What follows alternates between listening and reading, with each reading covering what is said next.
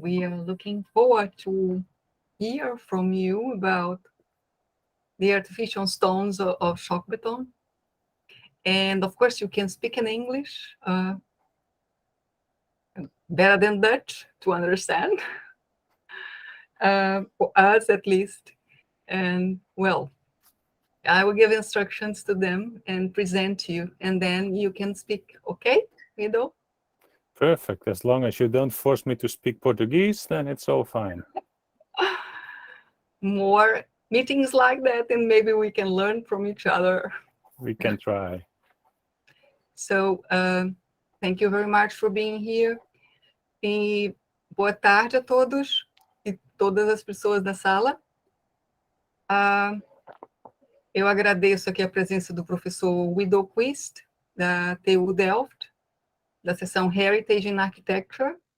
É um prazer estarmos de volta juntos aqui para falar da SCHOKBETON, pesquisa que eu também desenvolvi na Holanda, com o apoio e a cooperação do professor Wido. E ele também vai fazer a apresentação em inglês, né? Agradecemos, afinal também não é a língua nativa do professor Wido. E eu vou fazer as apresentações. Wido Quist formou-se como arquiteto e engenheiro de construção na TU Delft e defendeu sua tese de doutoramento em 2011 sobre a substituição do calcário arenoso branco belga. Seus interesses de pesquisa incluem, entre outros, história da conservação, teoria da preservação, materiais de construção do século XX, pedra natural e concreto pré-moldado. Wido está envolvido na formação de alunos de graduação, mestrado e doutoramento em arquitetura, com foco específico na intervenção em edifícios existentes em geral e na conservação de edifícios em particular. Wido Quist é coordenador do Docomomo Holanda, secretário-geral eleito do Docomomo Internacional nessa gestão, membro do conselho da WTA-NLVL e membro do comitê organizador do simpósio bianual Flamengo-Holandês sobre pedra natural, bem como também é membro do comitê científico de conferência internacional sobre história da construção. Ele frequentemente atua como crítico visitante, palestrante ou presidente em atividades relacionadas à pesquisa ou educação. Então, eu passo a palavra ao professor Wido e, a seguir, fazemos uma breve discussão sobre a apresentação dele. Thank you, Wido. We are just waiting for you to start. Thank you. Okay, thank you, Ceila, for your kind introduction. I recognized some words, so even my Portuguese is improving already. Thank you. It's a wonderful event I think you are having, so thank you for having me, and congratulations, of course, with everything you are celebrating in those days. I would very much like to tell you something about SCHOKBETON, and it has a very huge relation to Docomomo, and in a way it also has a relation to the work of LELÉ, which unfortunately I'm not really familiar with, so I will not make any reference to the work of LELÉ, but maybe you can see that for yourself and discuss afterwards. Ceila, don't hesitate to interrupt me if it takes too long, because I can easily talk for an hour on this topic, which I will try not to do today, but I'll try to stick to the time. But if it's taking too long, don't hesitate to ask me to speed up or to even stop. So again, the artificial stones of SCHOKBETON in the Netherlands, and methods and conservation. I will mainly talk about some historical architectural aspects of SCHOKBETON, and I will tell you all about it in a minute, and I will say some words about conservation. Now, yes, this works. And the aim of this presentation is actually that I'd like to discuss the importance of precast concrete in architecture by specifically looking at this Dutch company SCHOKBETON and its national and international exposure in the period roughly 1930-1970s. And I will do that by mainly looking at two essential aspects for this product: the use of different aggregates to reach different colors and surface structures, and the frame or window frame as an architectural component. I'll tell you more about that in minutes. All right. Precast concrete, artificial stone, all words, and you might have other words in Portuguese or use other English words in Brazil. We call it in Dutch Kunststeen, Kunststein in German. A lot of companies there are, and even a lot more there were in the Netherlands. I think from the 1870s onwards, many different companies started to make artificial stones. Some of them still existing, some of them are long gone, some of them working on very small elements, producing very small elements, others mainly focusing on structural elements. But today I will focus on schokbeton. And I like to start with those two images because the story I'm telling you today relates to a research that I started some years ago, a research that also Ceila actually contributed to when she was in the Netherlands visiting us at TU Delft.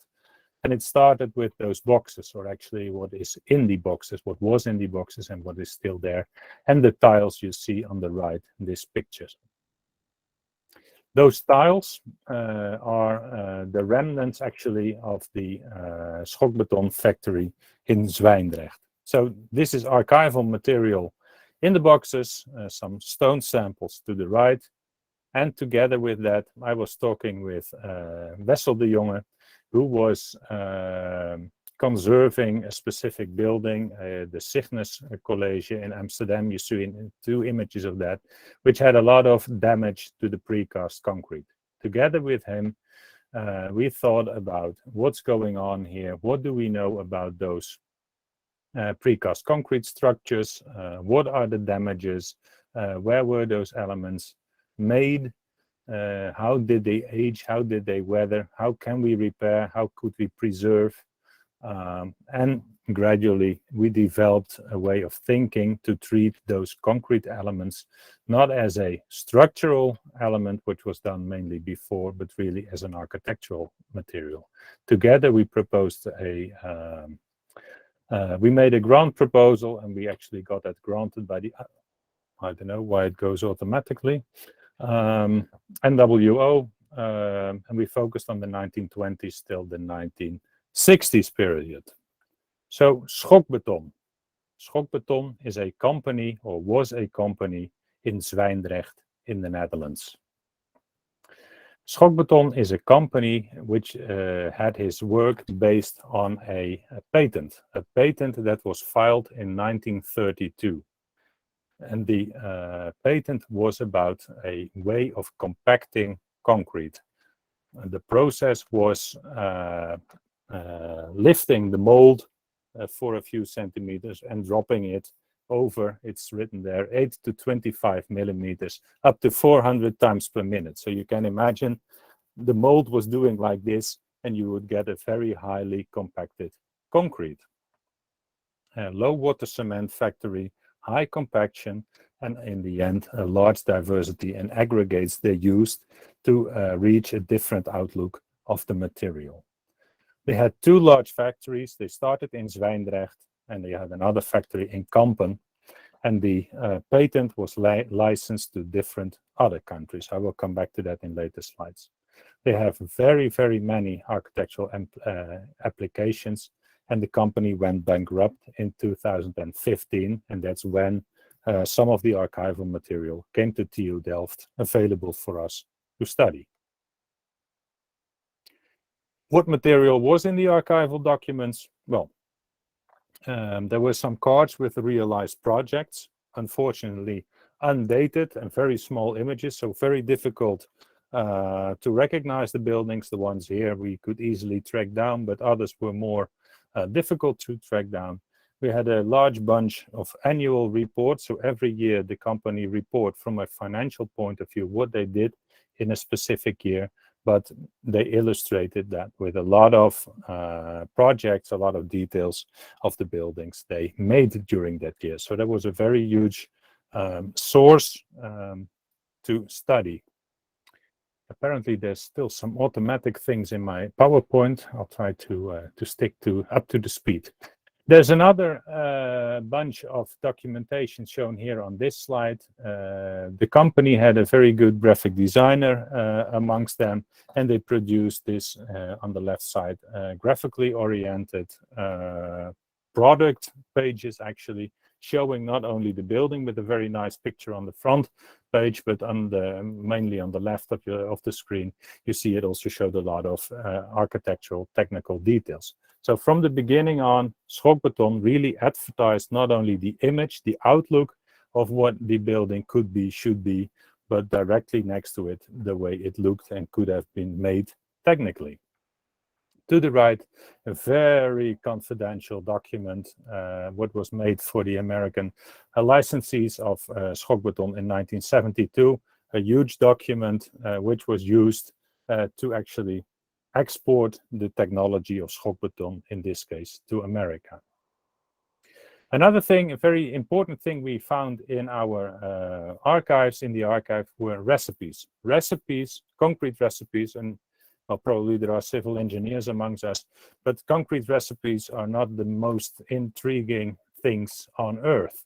But when you read about aggregates, and you see a lot of aggregates here in the lower image, aggregates, different types of natural stone, grinded stone, ground stone, mixing larger stones with smaller stones, different colors of sands, you already get an architectural idea of how concrete could look if you use a specific range of aggregates, from black via gray, greenish, bluish, reddish, yellowish, whitish, all kinds of stones that were used and described in the recipes to create a certain type of SCHOKBETON. Thinking about conservation already, you can imagine that the knowledge on the aggregates used, the type of sands used in the precast elements, gives a lot of information also for conservation. Just a random bunch of images of buildings made with SCHOKBETON. You already see the colors, although most of the panels are weathered, but you see greenish in the upper middle, you see white left upper, you see reddish below, you see black, and all some kind of relief in the images. So colors, textures, a lot of things to precast concrete elements produced by the company SCHOKBETON. So what was the success of SCHOKBETON, in my opinion? It all started with the compaction. Compaction, the technology to really compact concrete, precast concrete, very densely, led actually to the possibility to make very thin elements, slender elements, strong and hard. You can imagine if you are able to compact it very good, you can reach a higher strength by a lower cross-section, minimal cross-section of the material. They tend to use sharp aggregates instead of rounded river gravel. So in the Netherlands, most concrete is made with rounded river gravel instead of sharp aggregates. Sharp aggregates crush natural stone, but you can imagine if you compact it very densely, then crushed aggregates can interlock much more than all the rounded river gravel. It all both related to the compaction technology. So the choice for coarse and fine aggregates also implied a choice for color and texture. You can imagine choosing a big aggregate instead of a small aggregate could give a different surface texture.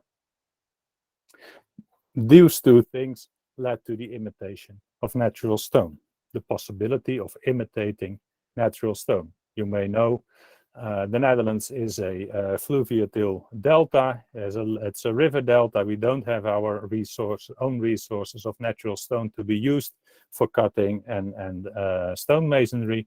So natural stone also always had to be imported from outside of the country. So being able to make an imitation kind of stone is a big asset.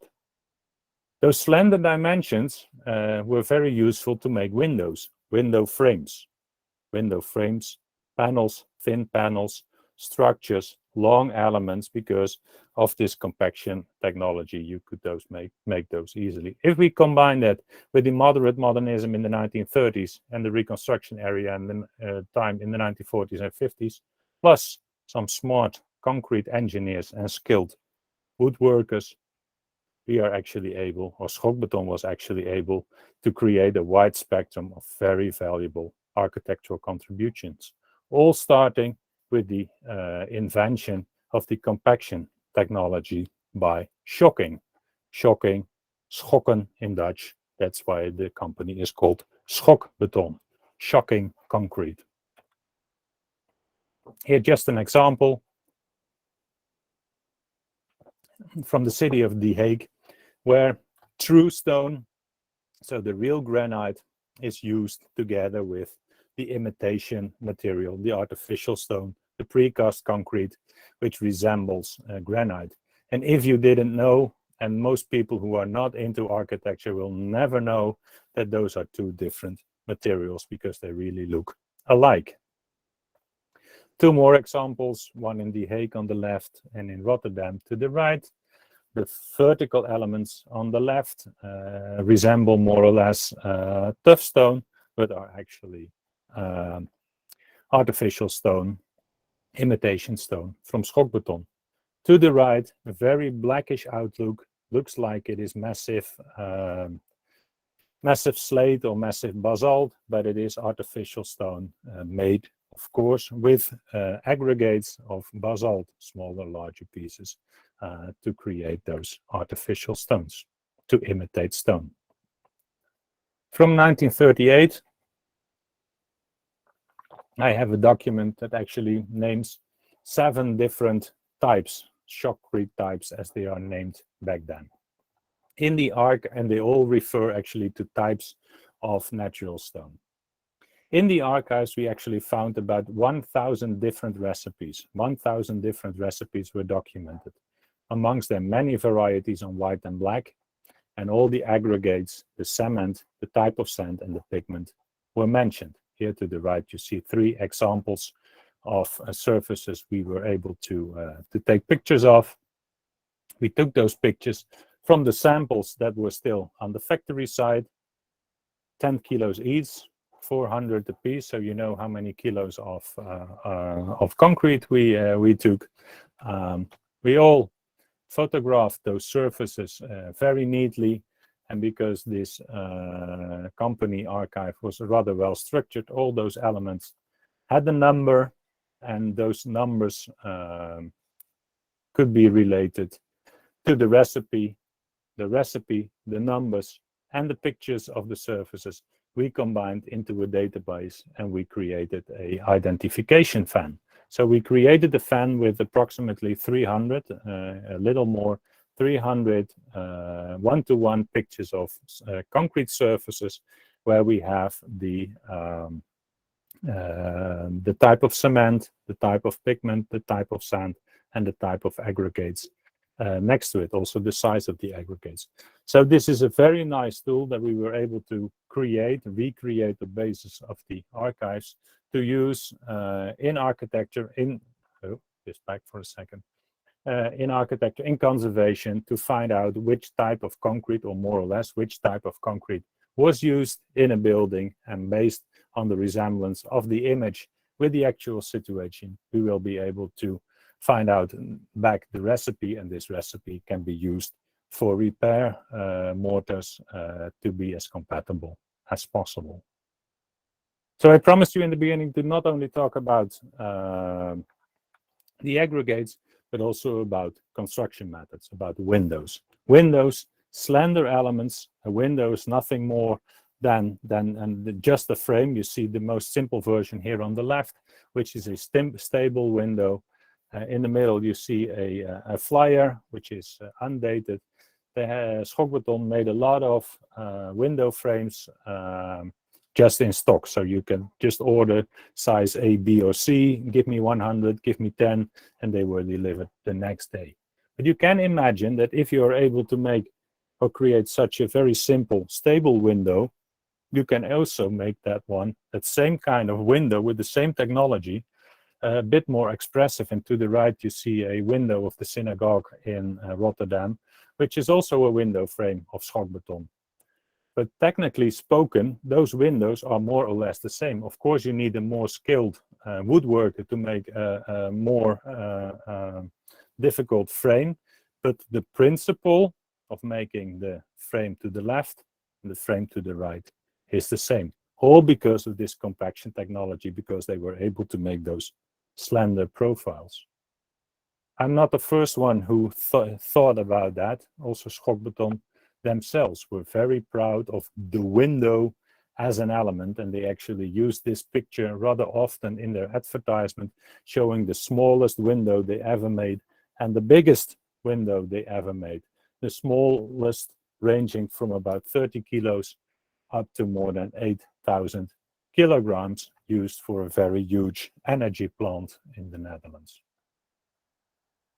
From the window frame, it's only a very small step to not only make the frame, but also make an infill with a panel. That is what SCHOKBETON did for the barns in the Noordoostpolder. I know Ceila has visited some of those, and they're looking still rather nice. Actually, a very thin and slender frames with an infill of precast concrete. Hundreds of those barns were made, and they were actually only able to make those because of the compaction technology of SCHOKBETON. This is only one step further. If you can make a barn somewhere in the countryside, which only needs to be structural and keep the animals in and others out, which has no architectural or barely an architectural expression, but the same technology, you can also make window frames for a housing block. This is a housing situation in Liège, in Belgium. Same kind of frames, same kind of elements, but then for a housing situation, a high-rise or mid-rise building in Belgium. Other examples of exploiting actually the same technology. When they went into housing, they thought about designing their own housing system. They made a prototype in Rotterdam right after the Second World War. You see that on the left. And from there, they developed their own prototype of a modular system. Well, I don't know why, but apparently it did not really work out with this system, because besides the prototype, which the middle picture is one, on the factory site in Kampen, they made only 2 projects with this system. But there was a very ambitious project designed for Accra in the Gold Coast back down, now Ghana. And in Ghana, in Accra, this ambitious project you see here on the right, the mid-high rise, was never realized. They only realized this particular prototypes of housing in Accra. I'm still looking for the exact site. I hope it still exists, but no one ever was able to tell me whether it is and where it would be. So if you know, or if you know someone, please let me know, because I would really like to know whether those houses, those prototypes from the early 1950s in Accra still exist, and in what condition they would be if they are still there. From Accra to other international licensees of SCHOKBETON. The first international license was given to Tanzania. Don't ask me why Tanzania, and I actually don't know whether there ever was a factory made using the technology of SCHOKBETON. The international license was actually about the patent, so it was about the shocking of the mold. In the archive, I found several drawings where drawings for shocking tables, as they call them, for different factories were made. So actually the table, the shocking table, was made in the Netherlands, exported to a country like Tanzania, even Pakistan, Karachi, and Denmark for sure. The image on the Osram building in Copenhagen is very clearly made with the shocking technology of SCHOKBETON. And here you see that not only the technology was exported, but also the architecture, because the image on the upper right is a barn in the Netherlands. And you see the resemblance, the panels, the structure on the elements, the ribs on the end. That was also exported to Denmark. This is a field of study which I'd like to expand on later on, or probably someone else is interested in how the production technology relates to the actual architecture. So here in Copenhagen, it's seen as a very important building in Copenhagen.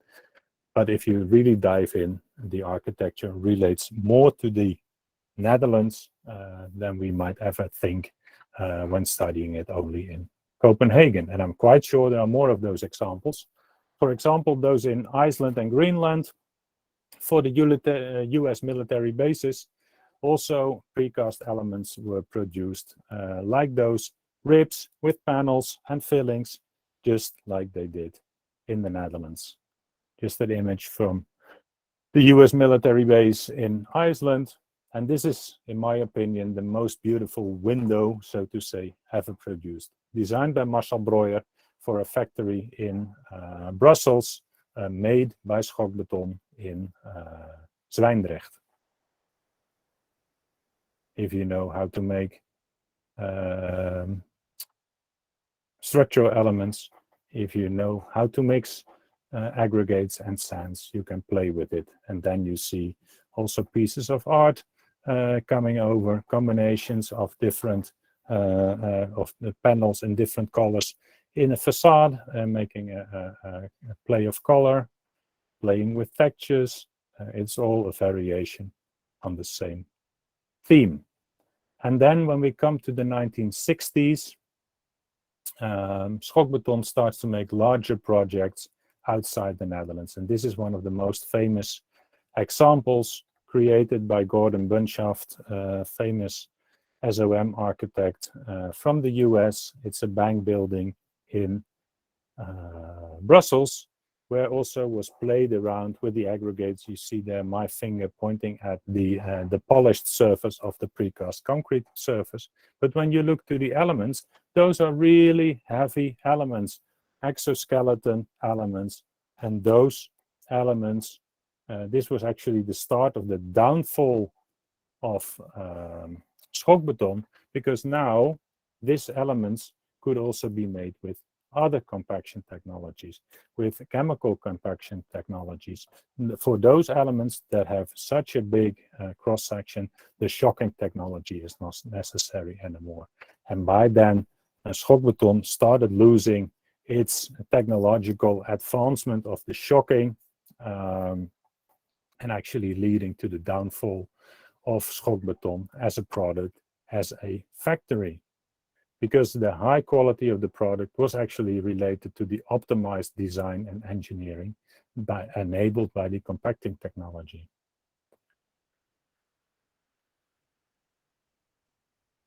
So the production of a regular project using SCHOKBETON technology was actually not beneficial anymore from 1960s onwards. So the company already went bankrupt, started over, etc., until in 2015 it never it stopped and never went up again.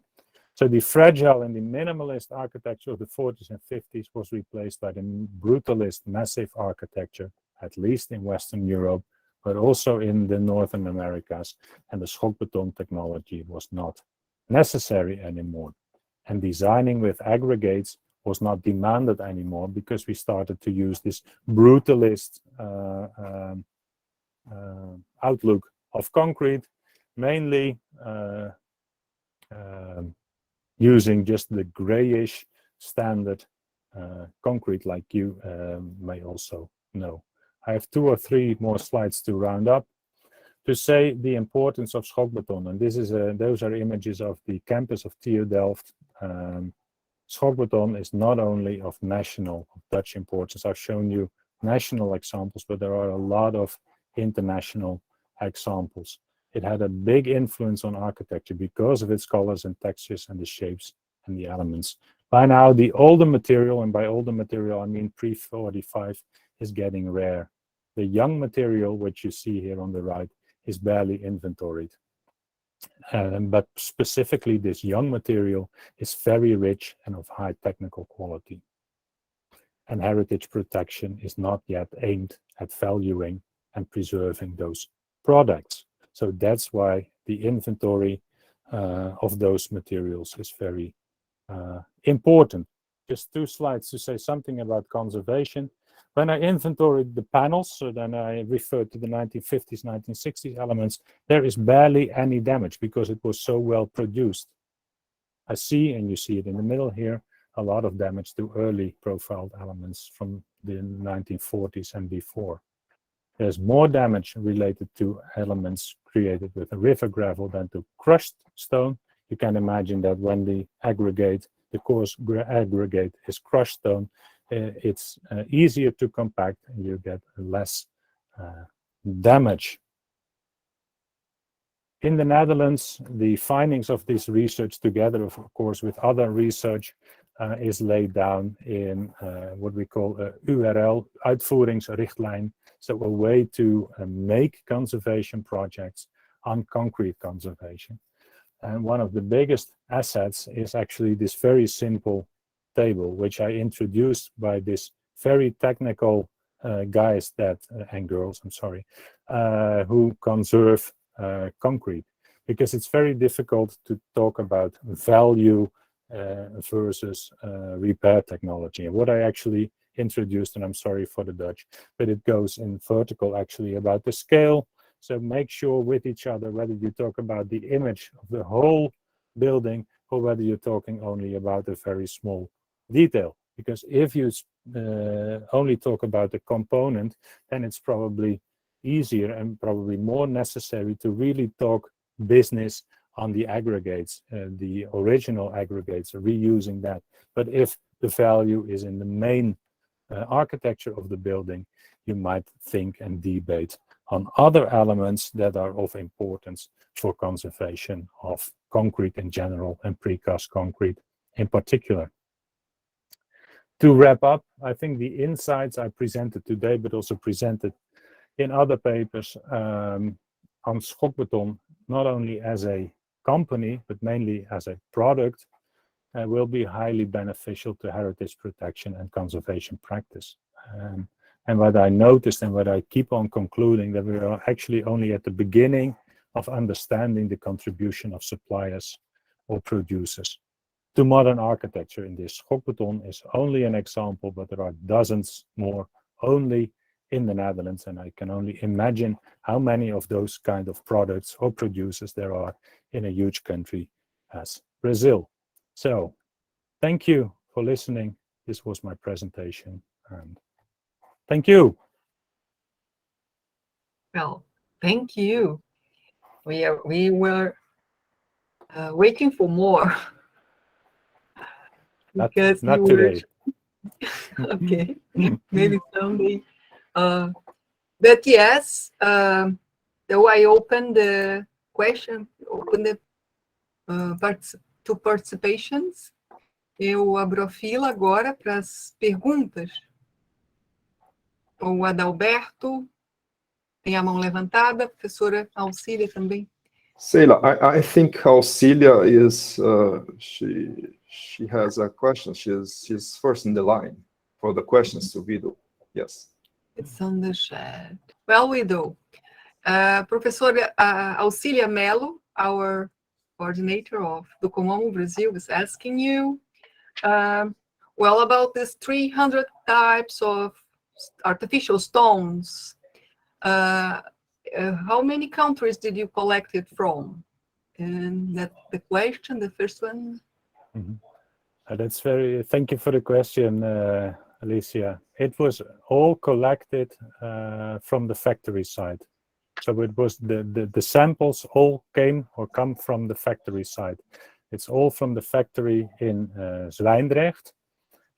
Unfortunately, I only have a few lines where I exactly know from the archives that a certain number of recipe is related to a certain project. So for example, I know the Bank Lambert, the one I showed of the SOM by Gordon Bunshaft. There I know from the archival documents of the building, I know this number was used for that building. And based on that number, I can trace back the recipe. But in many cases, I am only able to match the recipe with the sample stone, and I don't know yet in which building it was used. But most logically, it will be mainly in the Netherlands and some buildings in Western Europe, because the Dutch factory also provided material to mainly Germany, Belgium, and the UK. Thank you, Wido. Well, Wido, I just meant you could have more time. That's a fantastic and that's a very interesting research. I know it because, well, I've been there, and, well, we're too much for continuing this with you. Well, Adalberto has a question. Congratulations for your talk. Wido or Wido, correct me if I'm right. I don't know how to pronounce correctly. I listen to both, Adalberto. Okay, Wido. Okay, super. So thanks again for the presentation. For me, I'm sorry to have missed the first moment of your presentation. And this is the first contact I get with this fascinating history of this technology, of this system. And I was wondering how SCHOKBETON was dealing with the prevalence of the commune system in Europe, especially after the post-war period. So there was a prevalence of this technology, French technology, dominating somehow the continent after the post-war period. And as far as I understood, SCHOKBETON was much more interested in smaller components, not specifically and totally a panelized architecture system, construction system. And especially after that example you gave us with Marcel Breuer designing a window component, which was fascinating for me, really beautiful one. And I didn't know this before, but yeah.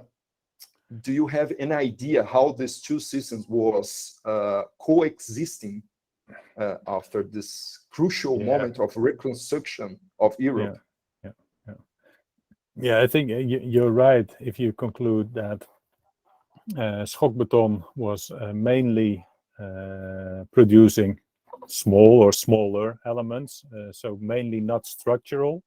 So we were actually infill panels. So when you talk about facades, infill panels, but also where you're stacking on top of each other, but they did not focus that much on column beam kind of systems that Freyssinet and many other companies did in this period. Actually started already before the Second World War. But the properties of these larger structural elements, larger structural elements spanning larger spans, actually also need a bigger cross section just because of mechanical reasons, right? And those bigger cross sections could be easily reached with a lower grade of compaction. So the high compaction, this very shocking kind of the mold, was not so much necessary to create a good, a well designed element. And if you have a structural element, no one really cares if there are some air cavities popping up in the material or if that is on the surface. But if you make an aesthetic element which is right in front of an important building with a sanded surface or a polished surface or any other chiseled surface, then every discontinuity actually in the surface, in the concrete matrix, would be unwanted, so to say. So that's, I think, at least that's my hypothesis, that because of this technology, that they really could control and get very good surfaces that were used mainly for aesthetic reasons, of course also being more expensive. That's of course the result of that, and that's why they were mainly used in architectural, so to say, elements, rather than structural elements. But I have to admit that I never really studied whether in project both elements were combined, but it cannot be different that also precast structural elements of any other company were combined with precast aesthetical architectural elements from SCHOKBETON in one project. That should be found somewhere. Does that more or less answer your question?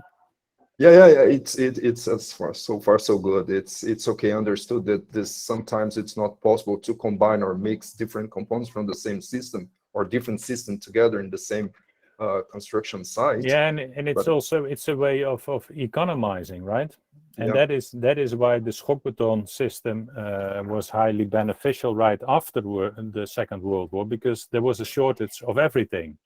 So also a shortage of cement, a shortage of wood to make the molds, etc. So every mold you could make with less wood, and every element you could make with less cement would be good to make, because those raw materials were just barely available.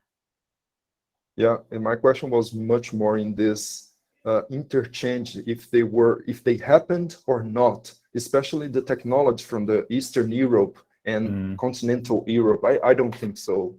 No.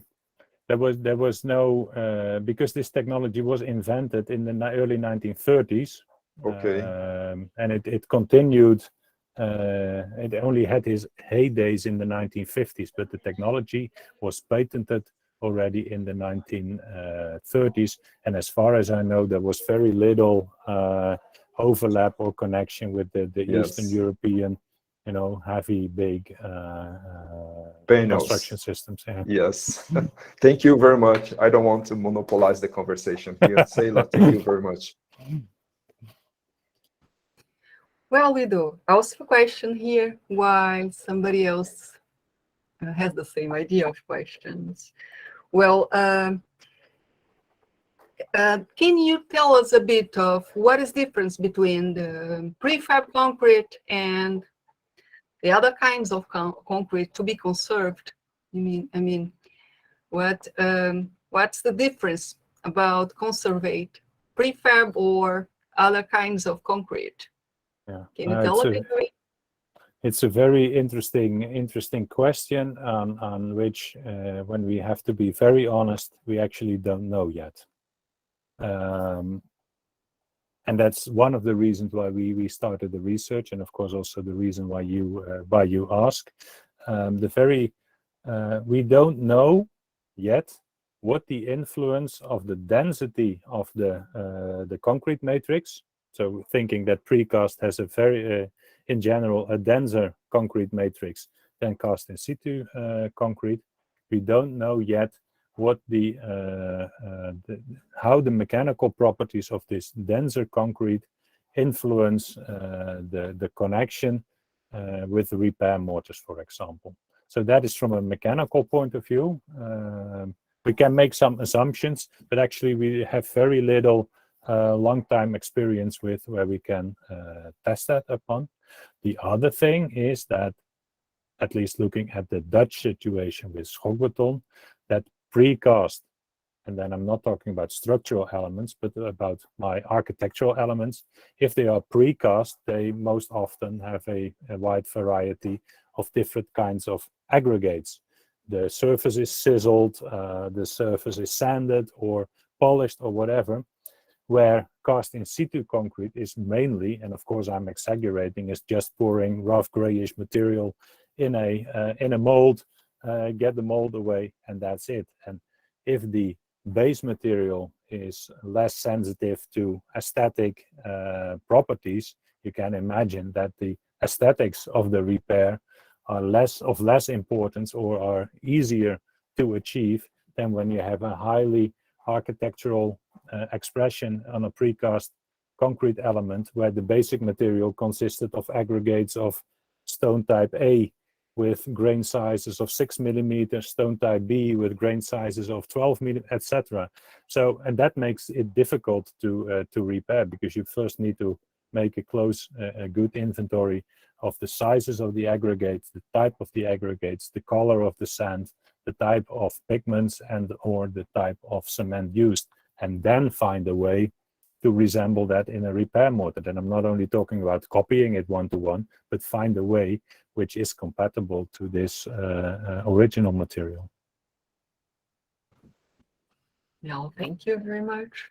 So more difficult, right? To answer your question, I think it is in general more difficult than repairing cast in situ concrete. Yes. About the suppliers, do you already have a map of some of them? I know you are very interested about the research of where the materials can come from. And do you have a map? No, I don't have a map yet. You know, the base materials of that were used for the concrete, so the cements and the aggregates, you mean? The aggregates, yes. Yeah, that is in a way rather easy for the Dutch situation, because most of the natural stone and also the crushed aggregates come via, or historically came via, either the River Rhine or the River Meuse, which leads in the one hand to the Eifel region in Germany, and on the other hand to the northeastern part of France. And that's actually where, like, let's say 85% of the aggregates come from. And then we have the very special ones that were quarried one by one because of the fact that one building or one architect wanted to have this and this expression, and then they were sought after. Thank you for the answer. Is there any other question?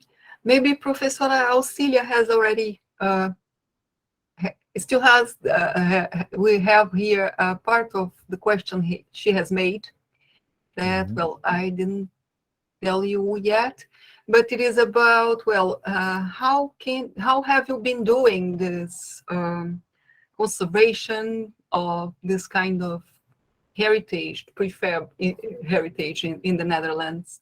Do you have any experience of recovering or, well, any restoration of any building using it, and how have you done it?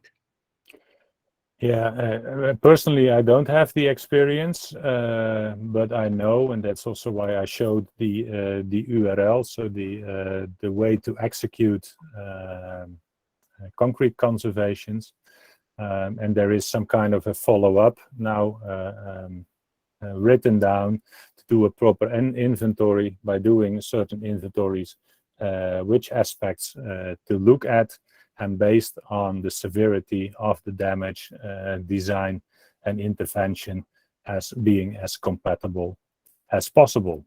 To answer your question whether there are examples of repairs, I showed you in the beginning of the presentation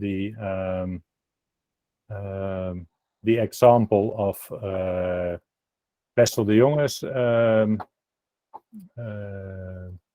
conservation, where the question for the conservation of Wessel de Jonge came from, where they had a very specific damage with a very specific question.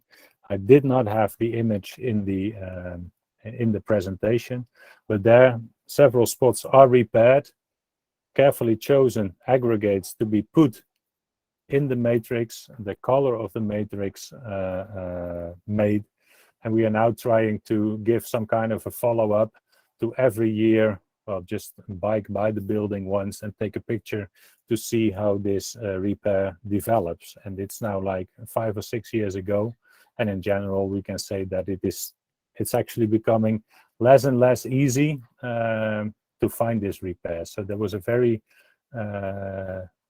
the repair mortar was very well chosen, it was well executed, and over time, when the soiling takes a bit over all the elements, so including the authentic material plus the repair, yeah, it's very difficult to recognize. And from a mechanical point of view, yeah, we can only see after, let's say, 10-15 years how it will hold. But in general, There are some very good examples around, both with standard mortar mixers from the larger companies, so to say, providing a basic mix that needs to be added the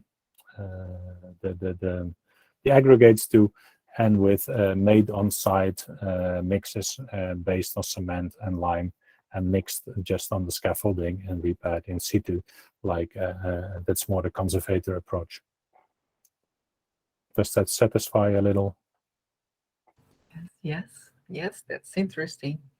Well, any more questions? I have one, but just like Adalberto, I don't want to monopolize the conversation. Oh.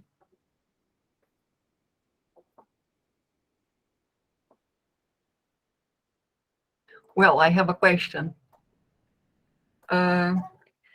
I know you are also interested about the expression of prefab heritage and how it is related to the modern architecture. Mm-hmm. Well, probably it has some contributions to this, to the modern movement and the modern architecture. So I would like to hear from you a little bit of it, about it, the expression of prefab related to the modern architecture.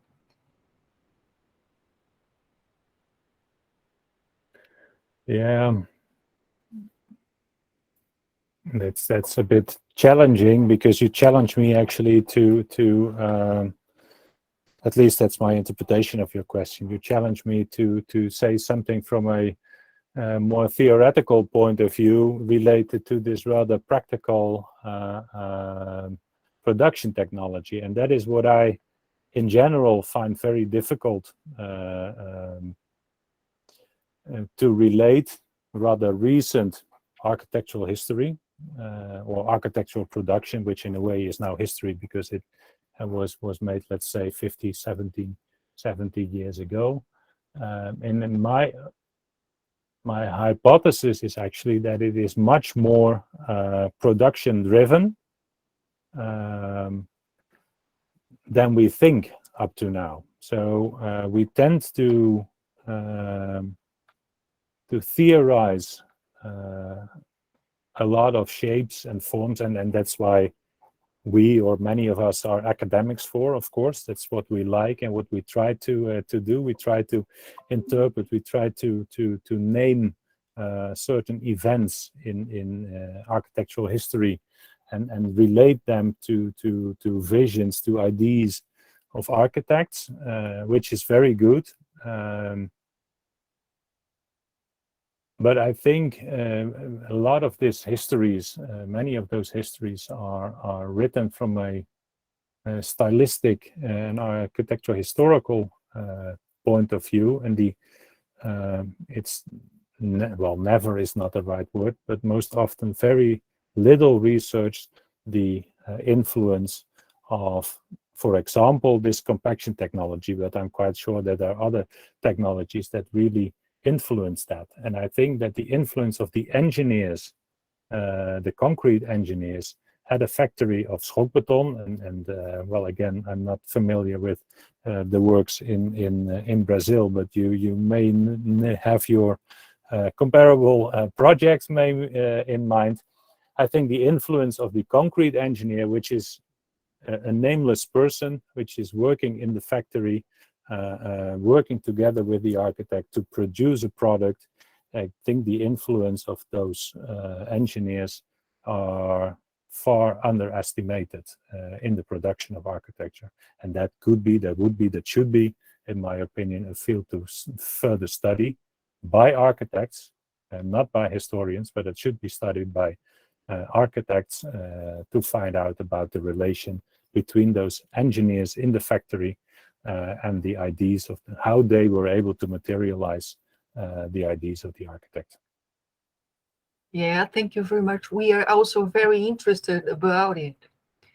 And well, I think it's something I know for we to go ahead researching on. we will. Yes. Professor Minho has a question here, actually two.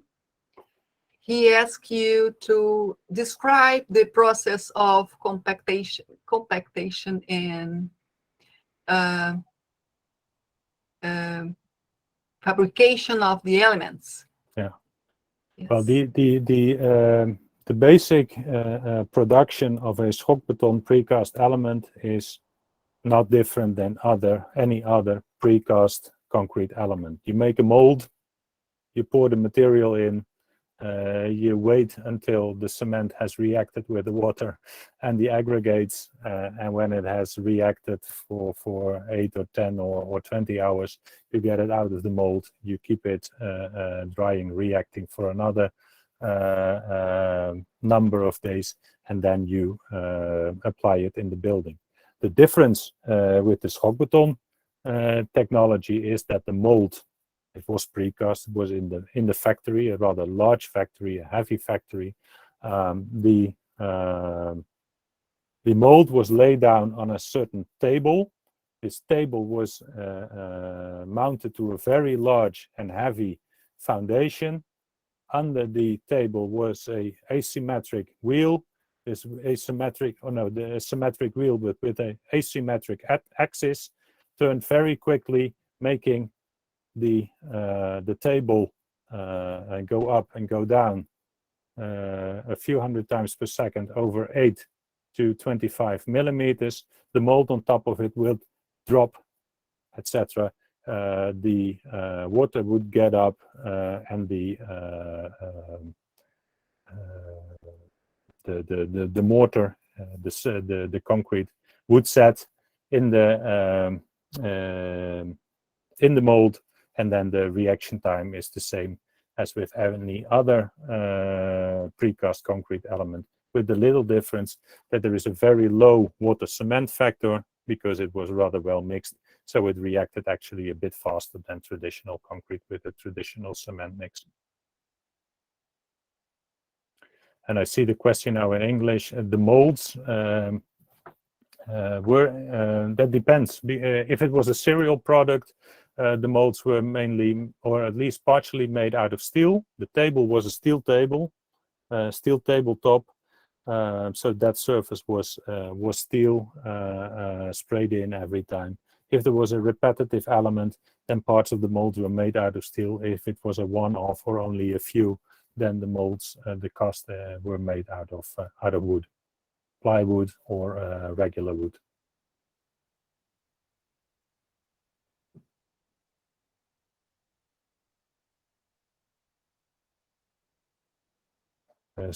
Well, I just react on the chat. So if there is anything else, the shocking table was in place. The shocking table was fixed to the ground on this asymmetric axis, and the table had a certain dimensions, 8 by 4, 2 by 6. So very large shocking tables on which you could actually mount different molds for different elements. If they needed to make a large element, then only one could fit on. If they wanted to make smaller elements, several molds could be made on one shocking table, and they would be shocked at once, removed at once, and then the other way around. And the molds on top of the table were, of course, in a way movable. But if you may need to make a series, then for the series, of course, it is fixed. Perfect. Thank you very much. Okay. Thank you, Wido. Minho, a pergunta que você fez sobre a recuperação das peças, o Wido acho que falou um pouco isso. Você quer algum esclarecimento maior ou deu para entender a explicação? Porque eu acho que você perguntou antes dele fazer as considerações sobre a recuperação das peças. Quer fazer alguma pergunta específica sobre essa recuperação, Minho? Não, eu entendi bem o processo, Ceila. A questão é que eu percebi na conversa dele, na apresentação, algumas peças bem danificadas, né? E como são peças que não são estruturais e são superpostas umas das outras, imagino que ele tivesse alguma maneira de fazer essa recuperação sem precisar substituir a peça. a peça superposta, né? Era essa a questão. Mas o processo eu entendi bem, né? Sobre a compactação das peças do concreto. Mm-hmm. Well, maybe you can just tell us a bit more, Wido, about how you can recover the pieces without taking it off, without taking it from its, without replacing it. Can you tell a bit of it? Yeah,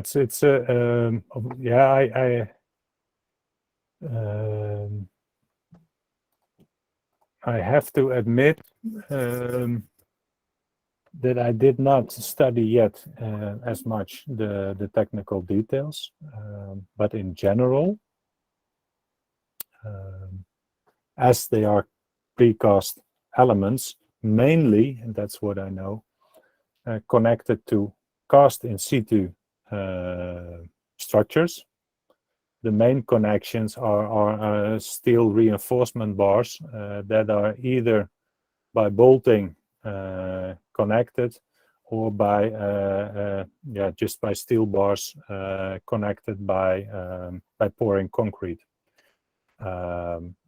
So in this second case, the only way to disconnect is to use a big diamond saw to cut them apart.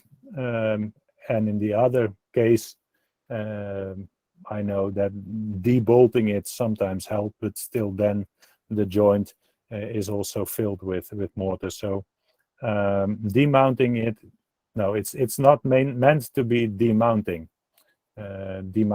It's always meant to be an integral part of the building.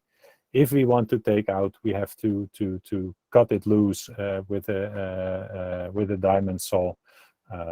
Not meaning that we cannot replace it back then, but we need another system to reconnect. That's in basic.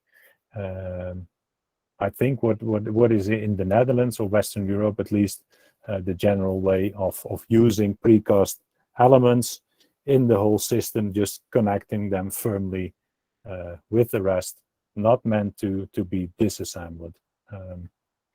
I think this design for disassembly is only something which arose, let's say, 10, 15 years ago, and is now taking more and more practice, but unfortunately not back then. Thank you.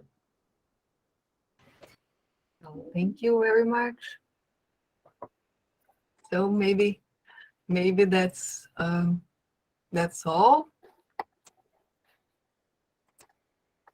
We are very inspired work on this prefab cases. Well, I thank you so much, Wido. Very inspiring. You're welcome.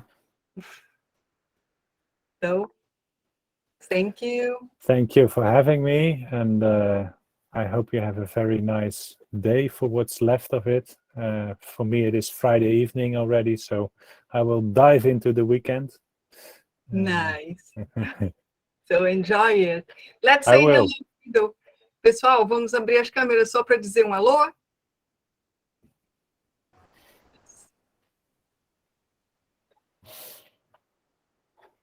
Bye. Thank you. Thank you. Bye. Bye, Wido. Thank you very much. Bye-bye. Bye-bye. See you next time, hopefully in Brazil. Okay.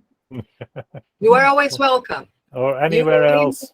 The way to get here, right? I know, very well. Okay. Always welcome to Bahia. Bye. I'd love to. Okay. All right. Bye-bye. Bye-bye. Thank you. Ciao, ciao.